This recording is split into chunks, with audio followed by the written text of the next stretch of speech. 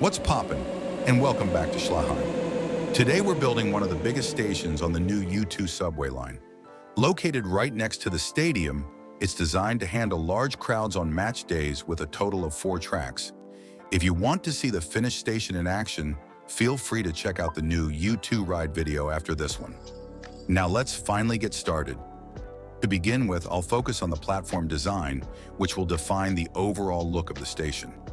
I'll stick to a fairly neutral color scheme, using different shades of gray that gradually become darker toward the edges. The station starts taking shape with the first section of the facade. First, the stairs on each side of the platform will be added, while this side will also receive additional elevators. Both sides are connected by a central bridge, creating a station hall with space for information and announcements. Another major step is raising the surrounding ground level. The hill currently ends here, but it will eventually continue much further once this part of the city is fully developed. That's why one station exit sits noticeably higher than the stadium entrance, and why I chose an overpass instead of an underpass. To do this, I'll first raise one section of the terrain before connecting it directly to the station. On the opposite side, the layout is almost identical.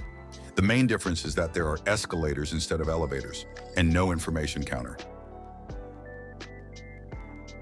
Now it's time to continue raising the terrain. The subway line forms the border between both height levels. Once the surrounding buildings and mountains are completed, I think this will become one of the visual highlights of the entire road. Eventually, this retaining wall will continue all the way toward the factory. If you're enjoying Schlachheim and don't want to miss the upcoming stadium renovation, make sure to leave a like and subscribe. And if you want to join the Schlachheim community, check out our Discord server. You can also share your own metro stations and builds with everyone. The link is in the description. Before moving on to the roof, I still wanted to improve one important detail: the platform edges. To get the proportions right, I grabbed another block from the network for comparison before starting the design. Since the stadium and the football team mainly use red as their color, I wanted to give the platform a few matching accents. Unfortunately, the result just didn't feel right. It looked too plain, so I decided to redesign it before continuing. I was much happier with the new version and copied it across the entire platform. Next came the roof, which turned out to be one of the most challenging parts of the whole station. Finding the right shape took several attempts before I finally settled on a design I liked. I also experimented with red accents again, but none of the versions really worked. In the end, I preferred the cleaner gray color palette instead. Once I had the overall shape, I started copying the roof and adding the finer details. At this point, the roof still looked far too plain and unstable, so I added these large support braces to give it more structure. To improve the overall stability even further, additional supports were added at both ends of the roof. Finally, I installed glass panels along the upper edges. They help protect the platform while keeping the station open and bright. The opposite side follows almost the same design. The biggest differences are the column heights and the 2 exits.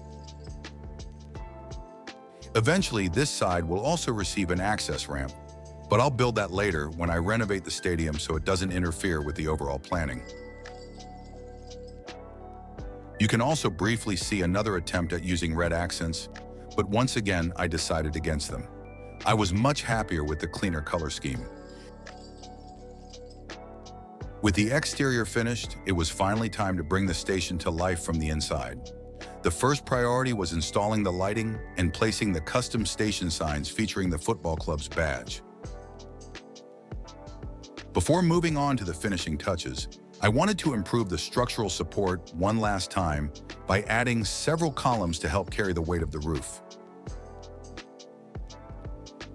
Now it's time for all the smaller details that make the station feel complete. Chairs, information boards, trash cans, ticket machines, and a ticket validator were added to create a more realistic atmosphere. I also included a few additional details, such as small roof supports on the station building that weren't part of the original design. Finally, it's time for one of my favorite parts, the landscaping. I always enjoy adding greenery because it creates a nice contrast with the building and makes the entire station feel much more alive. After repeating the same work on the opposite side, the station itself is finally complete. The surrounding buildings and streets are still missing, but they'll be added later as this district continues to grow. To wrap things up, let's take a look at the finished station in action. You can find more behind the build videos as well as cab rides on my channel. Thanks for watching, and I'll see you in the next one.